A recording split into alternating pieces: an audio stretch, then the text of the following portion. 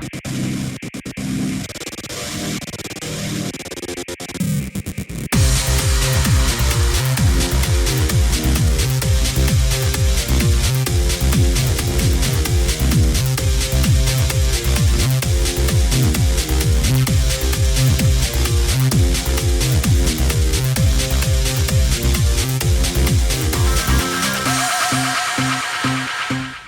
everybody, welcome to this episode's GeekStorm. Hey everybody, welcome back to GeekStorm. I'm Sean Hilton, owner of Comics Cube, founder of the Kokomo Con, and a lot of other different things that nobody cares about, but will eventually go on a rap sheet. Next to me is Michael, Duke City employee, producer of GeekStorm. He's filling in for my good friend Michael Allen Harrison, who is currently wearing underwear on the outside at Dragon Con. That wasn't a joke. There's pictures. He's wearing underwear. Is it like tighty whities or like it looked colored... like adult underoos. They were going to an adult superhero underwear party, is what they're calling it. I don't know what's involved in that. Cocaine's a hell of a drug, Sean. It is. So, yeah. Mike's not here, so I don't have to play by his... Mike hasn't been here for a while, so I've been doing what I want to do, and the show's been so much more enjoyable and so much more watchable. So, not related to geek stuff at all. Two young ladies, was it two young ladies? Mm-hmm. Traveling around the globe, doing some, globe trotting, seeing the world, getting their passport stamped. We're busted with 200 pounds of coke. What? 200 pounds? I'm like, like I said, they got to be Scrooge McDuckin with that stuff, because what else are you going to do with 200 pounds of cocaine? No. Are you building castles with it? It's a do-it-yourself crafter project going on with mounds of cocaine. Maybe they're passing themselves off as like a traveling cooking show and using that as flour. Even if that was the case, which is funny to me, but still, 200 pounds of anything like that, it's like, wow. They're going on the Pacific Princess, going out there on a cruise or something. I don't even know. We're going to have to get some facts on that. I don't know. Crazy, crazy stuff. This week, sadly, saw the passing of Gene Wilder, and if you don't own a computer, television, or some other device, then you might not know. Otherwise, if you breathe oxygen and you live in the United States, you know that Gene Wilder died. Star of such films as The Frisco Kid. Young Frankenstein. The producers. I can see them, but I can't think of the names, damn it. I win. He wins. It's a good thing Mike's not here. I would have got smoked in that because I was pretty much out. I was going to Blazing Saddles. After Blazing Saddles and Young Frankenstein and Frisco Kid, I have What to was the one with him and Richard Pryor? Oh, there's so many. Silver Streak. Yeah. So, beloved actor, incredibly famous. Willy Wonka is probably what he's most well known for.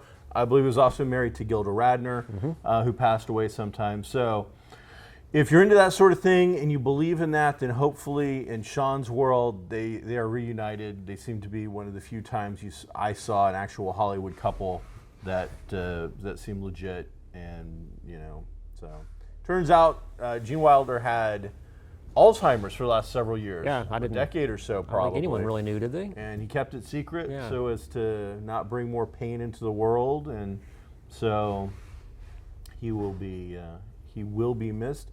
Not that it'll worry, because by the time you see this, it won't matter. But this is one thing I do like, and not because Gene Wilder died, but AMC is putting Blazing Saddles and Willy Wonka into like 55 theaters across the U.S.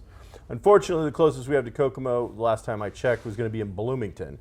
So not a trip I'm willing to make, but I do like the fact that we're living in such a digital age that old movies are now coming back in, and I'm tired of excuses. You know what? Let's just find out what your slowest day of the week is. Theaters. I don't know, Monday, Tuesday. Monday or Tuesday, I would think. And make it old movie. That's the day where we're going to throw every single week. There's going to be an old flick playing. You know what? I would love it. I think more and more Americans would dig it. I think theaters goers would see it, and I gotta think it probably isn't going to cost you that much because these films have been out forever. So find something. Find old classics. Put up some great stuff. Let's have some fun with it. Let's get that stuff back into the theaters where it belongs. There was love that. What's that? I would love that. Oh man, you showed Alien one week, Aliens the next week, or a double feature. I'm still looking. Now I am going to get to see Big Trouble in Little China in just like 6 days. So going down to, I think it's Carmel, going to see Big Trouble in Little China on the big screen. Got one ticket left. If you want to go, let me know. Very excited about that. There was another death. Somebody else passed away. Who was it? It's going to drive me up the wall. We're talking about Gene Wilder, but there was somebody else. Yeah, you're right. I can't remember who it was now. So, we'll put producer behind the screen on that while we move on to more interesting and wild, crazy topics. So, yep. Yeah, wild and crazy stuff. We're in that slow part of movie season where things are going to slow down for a while now. Summer's pretty much over. The big hits have all rolled out. And I mean, they dragged them out a while, too. They did. With Suicide Squad not coming out till August, they really pushed the summer season, I think, as far as they could. I think that's why Suicide Squad did as well as it did, because there really wasn't any competition. Wasn't a lot to go up against at that point. It was pretty much your last big hurrah. We'll start looking now at some slow. September tends to be a bit slow. We'll start looking at some cheesy horror movies, I'm sure, in October, within some build leading into a much anticipated winter holiday season with movies such as Rogue One. When does Doctor Strange come out? I think it's coming out in November. Mr. Fuji died. That's it. Wrestling fans, and I'm one of them. The legendary manager and wrestler for the WWE and the Independents before that, Mr. Fuji, has passed away. So he was a great character / valet / manager kind of guy. He got involved, but he was actually hands-on too. So not only as he got older would he manage bad guy teams, but he himself, when he was younger, was in the ring actually wrestling and doing some wonderful stuff. So we're at that age. I think a lot of the icons we had when we were kids are now starting to pass away, because this year's been bad. Been a rough one. Absolutely has been. You're right. I mean, we're in our 40s, so it's about that time that people we looked up to now, who are 30 and 40, are now passing away. And then when you look at the wrestling guys that we might have been into, those guys. I mean, Mr. Fuji got up there a little bit, but some of these guys are passing away very, very early anyway. So I mean, they were leading some rough road lives. So it's hard to really visualize sometimes. I saw a photo montage. It was a slideshow, more or less, showing Sylvester Stallone. Oh yeah. From age 17 up till 70. Up to 70, and it was just wild. Because he really hasn't changed that much. Amazing. I was just really surprised at the overall look at it. And then, excuse me. Yep. All right. All right then. Sorry. No way to edit out a sneeze, I suppose. And then it was just incredibly dark. It's a comedy, but it's just basically Arthur has mental breaks, and it has got an issue and is paranoid and is following a big crime thing. But you get he's on a lot of medication to help, with all of his different issues. So at first he doesn't even know if the tick's real or if it's just a part of, an after effect of a delusion. The whole thing goes from that kind of funny, over-the-top Patrick Warburton version to this more very dark, cynical version. And I'm sure that is them doing a commentary on the times that we live in. Probably. But it's a little too much for me. I hate to say it, but as much as I want The Tick to be a series, out of the two, and I don't think necessarily either would last very long.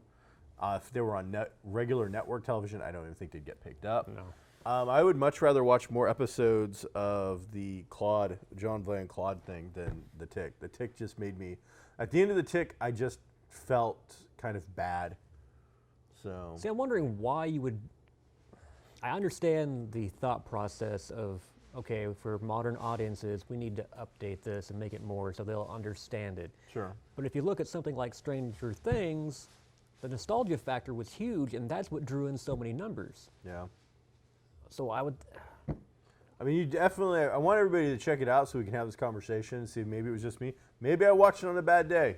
Maybe I had some acid reflux I don't remember. Maybe there was something, weighing heavily on my mind. But at the end of it, it just, to me, felt very like a downer kind of a thing and wasn't all that enjoyable. Even the comedic effect of, it's just very, very dark comedy. Much darker than I recall, and not fun. It tried to pack elements of fun into this really dark kind of capsule and get you to swallow it. And no, it wasn't. At any time did the Tick leap off of a building and yell spoon? Never yelled spoon. He did do lots of tickisms. I mean, that's all there. But I just can't get over the Arthur thing just being so broken. I mean, he just comes across as a broken character I mean, there. Arthur was neurotic to begin with. That was part of his charm. It was kind of a fun neurosis. Yeah. This really is a sad. And I said, and they tried to pack comedy, a dark comedy, into it, but it it missed. They took a swing. They tried for a grand slam, and they ended up popping out, and the pitcher caught it or something. To me, so that's just me. I would be, again, curious. Check it out. See what you guys think. Check out The Tick on Amazon Prime, part of your subscription package. If you're already an Amazon Prime member, you already get it. So make sure you check it out. On Amazon, since we're on that subject, have you ever watched Orphan Black? I watched the first couple. It was a BBC thing when it was on BBC America. I would see the commercials on BBC for it, and it never looked interesting. My girlfriend convinced me to watch one episode. Okay. Yeah, I ended up binging in one day a season or two, and Wow. now I'm up to the season 4, which is not available. It is a BBC series, so when we're binging it, it's what, 8, 9 episodes, 13 at most. 9 or 10, I think. So, I mean, but they tend to be 50 to 55 minutes long, if I recall correctly. I know a lot of people that loved it. They're really into it. It's our kind of thing, sci-fi mixed with modern day The big thing stuff. isn't so much the setup or the stories as it is that actress. Mm-hmm.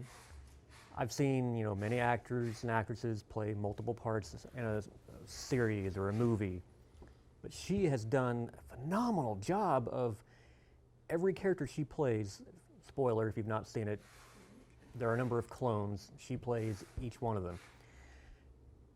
Each one is so distinct, it gets to the point where you kind of forget That's the same actress. it's the same actress. It's just amazing. And then I go back and watch other shows, and I'm like, how did that person win that award? And she's sitting over here doing amazing stuff, and Nothing. fanfare, nothing. Yeah, I have to admit, Orphan Black kind of went over my head. I watched the first one, maybe 2, and I didn't get into it. So, but I know a lot of people that love it and think very highly of it. So I've been hitting Check it that, out. Mr. Robot. Last night I I haven't started. seen Mr. Robot either.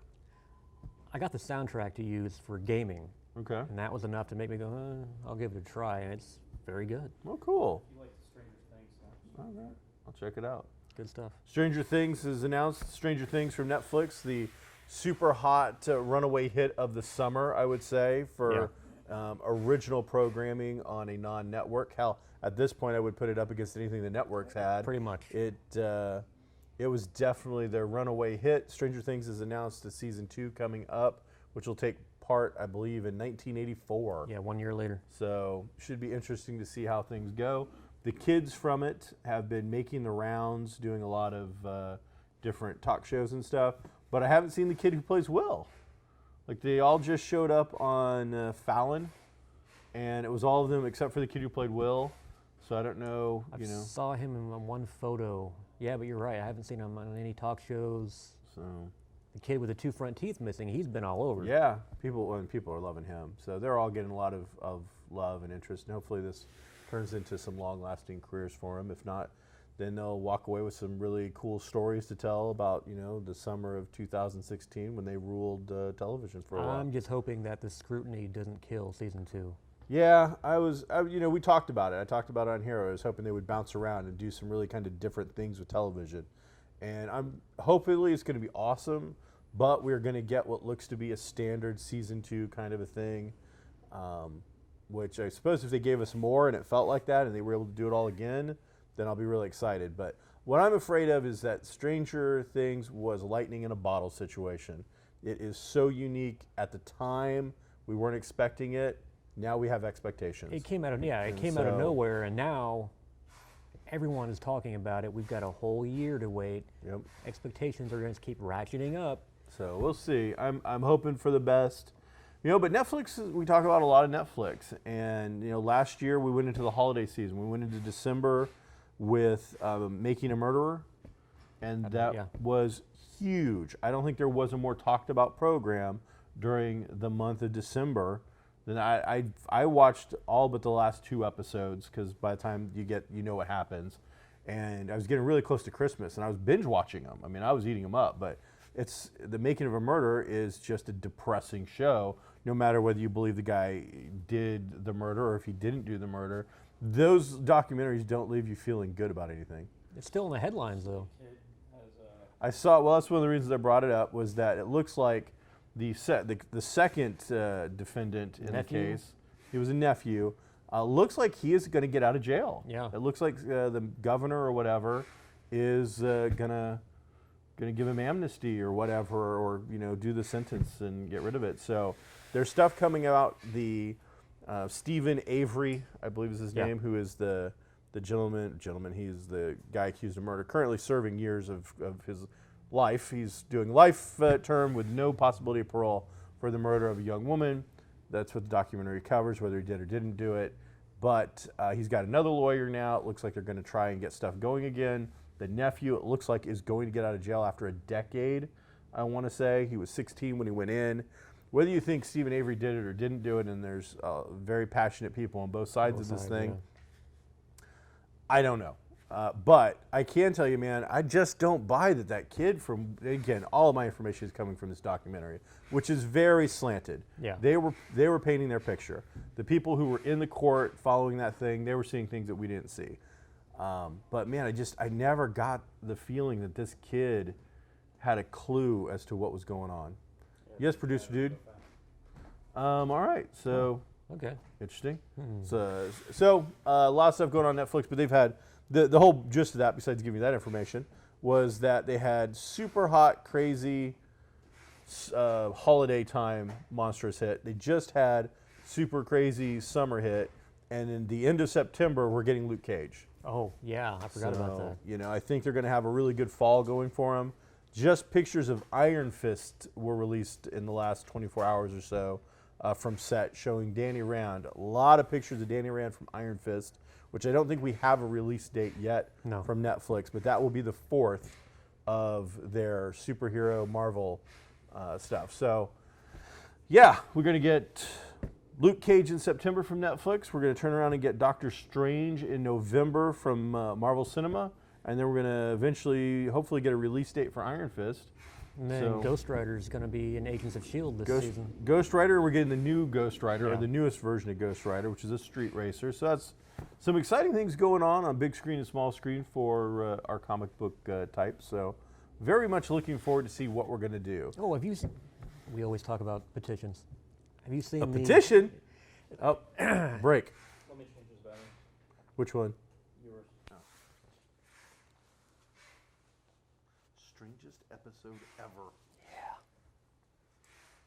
Dead batteries, man. Dead batteries. Came out of nowhere. Is it just the receiver or the transmitter? Just this one. Okay, you're fine then.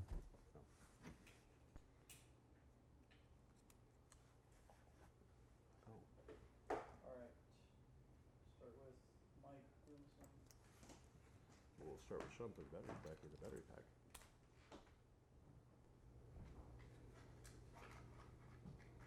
I don't know, is that good or bad? Is there supposed to be little lines?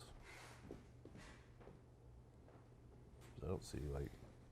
Is it the receiver on? Yeah, they're both on. All right, we'll see what happens. This one's looking... Picking you up. I can hear you. Yeah, Alright. but we got no bars on this battery. Change that battery. This is a good thing we looked. Maybe. So what else you guys been working on? I mean, that's what happened to mine. I had no bars, but it kept going. For a second. Ready for an exciting first Friday? Is it going to be exciting? Well, I've got a cool signing, so hopefully... You have got cool stuff going on. But What is the... I don't even know what the theme is. Is it the bicentennial? Is that the yeah, actual celebrating theme? Indiana, yeah. Wow. All right. Hey, cool, I suppose. I didn't even know there was a theme. Celebrating Indiana. Typically, there's always a theme, but as a downtown owner, I can tell you that I usually don't know what it is. Because the relay is going to hit on Wednesday, that first Wednesday, October 5th in October. So first Friday will happen after the relay, so we couldn't really do a bicentennial first Friday then. Hey, we good to go? What were we talking about? We were talking about petitions. petitions. Oh, right. So petitions. Yeah, there's a Facebook group. A Facebook group. I love those. Okay, there's long been rumor. George Lucas has come out and said, back before he sold Star Wars, he was working on, they had like a season's worth of scripts already done for a Star Wars television program. There's rumors of a Boba Fett thing. There's rumors of, what time period it was. Well, now there's a group demanding a Knights of the Old Republic Star Wars TV show. You can't, that's not how the world works, people. I know, but there are a lot of people who believe that's how it works. Oh, jeez, what? I want a petition that says I'm a king of Kokomo or the king of the world or king of the galaxy. But, I don't understand it. You live in 2016. Use that power for something useful. Use it to help make better change in the world. Help figure out some, super wheat that grows in any climate that'll feed the world. But instead, Super wheat. You waste your damn time on trying to get a TV series that nobody can afford to make. Let me help you out. Why Star Wars probably isn't going to be coming to a screen near you anytime. It's called a budget. See, you got to be able to make these shows. And you know what? Sci-fi shows typically, unless they're made in Canada, I think, which are most of them, are damn expensive. There's sets, there's prosthetics, there's makeup, there's a hell of a lot of digital effects now. You know what? A Star Wars film costs a lot of money. A Star Wars television show, 22 episodes a season in the United States of America, even if it got amazing ratings, the budget would be so damn high to do it right that I just don't know that you could afford to put it on. If you did it the way Lucas supposedly had it set up, it was going to be bounty hunters. So you wouldn't have any force abilities, no lightsabers, no rotoscoping, no effects like that. That would be a little easier with 3D set design. You could do it. It would be more of a hybrid, though. You'd have to go into it realizing it's Star Wars, but it's going to look a little different. Or they could pour the money into it. Man, But Knights of the Old Republic, because of that's force heavy, lightsabers, Sith everywhere, so. Just ridiculous. Again, use your time. Hey, I'm all for geeking out. We do a show called GeekStorm. I love the idea. But then again, I'm also, at least when the show's over, I like to think I'm sensible enough to realize that things can and can't happen. You know what? A Firefly season, whatever, that could happen if Whedon wanted to do it. Those actors, I think, are almost all available. Mm-hmm. The money has shown that a Kickstarter or a GoFundMe would easily put it out there. I can see that funding. The only thing that would be stopping that is if Fox or whoever has rights and there's a right entanglement. That's the only thing. But there's enough money and enough fanfare, and at this point now nostalgia, as we get older and older away from it, people would freak out about it. So things can happen. The likelihood and probability of them happening are small. But, come on.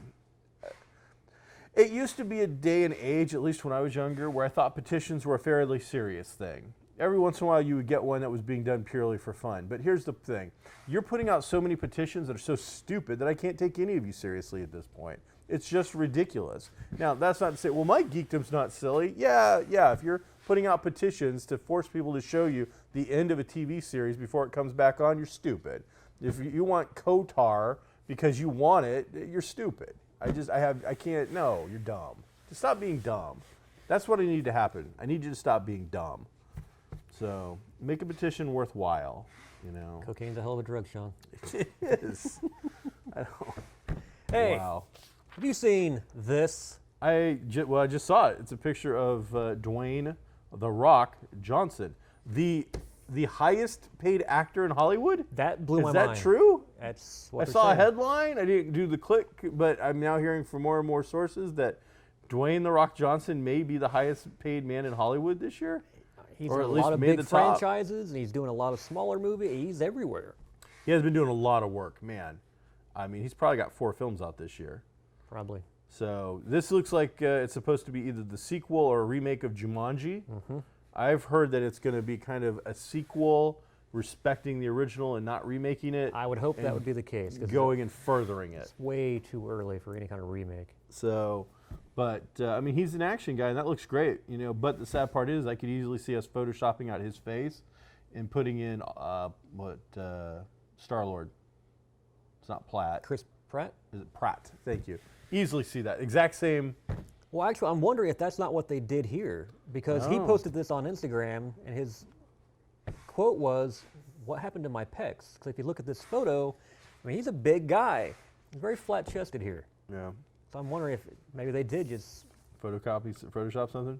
Yeah. I mean, that to me looks like a Chris Pratt kind of a look, and I like Chris Pratt quite a bit. So Well, he's been named as the next Indiana Jones for a while. I would love to see a Pratt Johnson That would combo, be, yeah, that'd be pretty cool.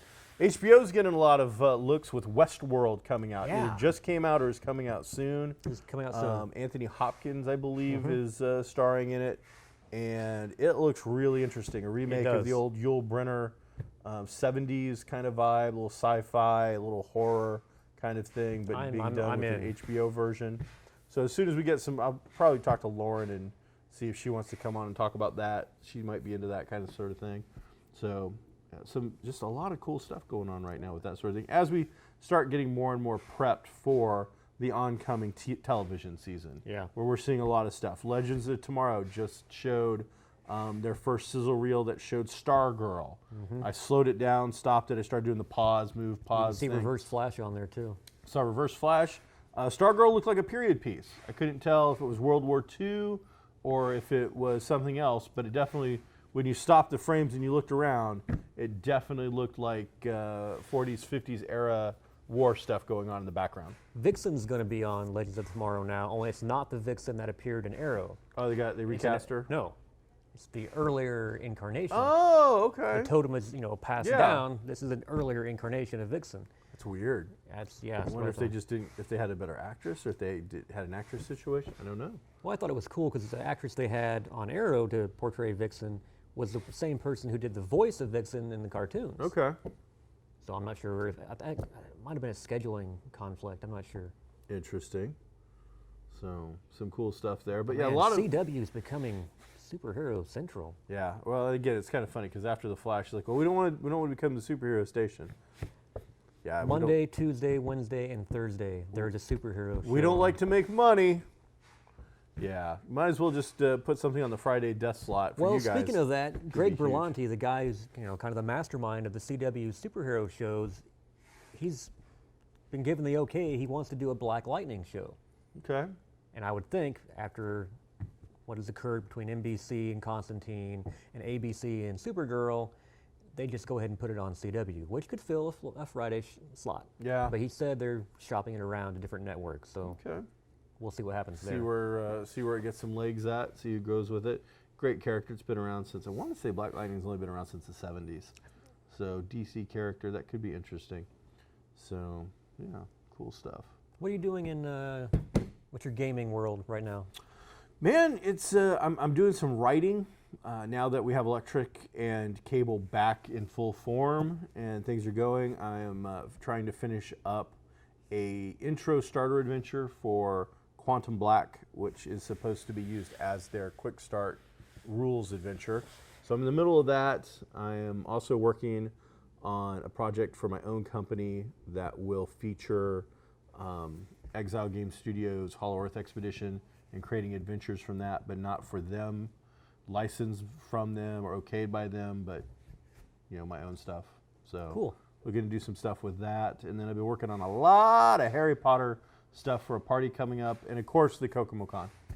Lots of KokomoCon stuff right now. It's right around the corner. I saw you were working on some Quantum Black material recently that I was supposed to get over for, and then stuff keeps happening, from tornadoes to a very big deal for me. Actually, I've switched gears. There's a producer signal. I don't even know what that signal is. What? He's throwing up the bulls now. What devils? What the bull horns. I don't. Are we about to rock? Yes. Okay. Cocaine's hell of a drug.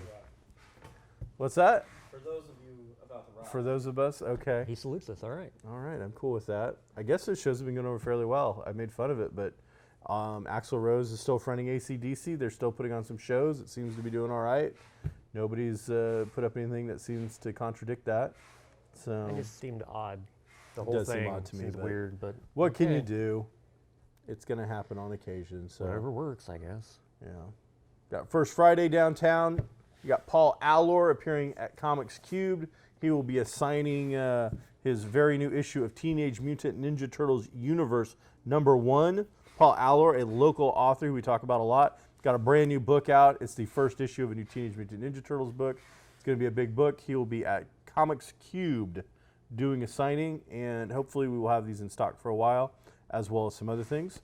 We got the Kokomo Con coming up October 15th, and we are now here to officially announce our guest of honor is Philo Barnhart.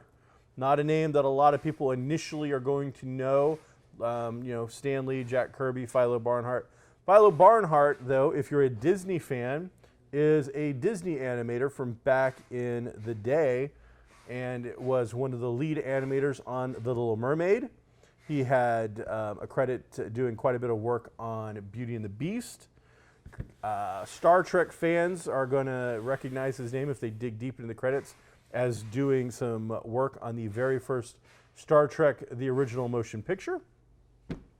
We've got him involved in Scooby-Doo and the 13 Ghosts, featuring Vincent Van Gogh, Jim and the Holograms. So we're very excited to be bringing Philo Barnhart to the Kokomo Con October 15th.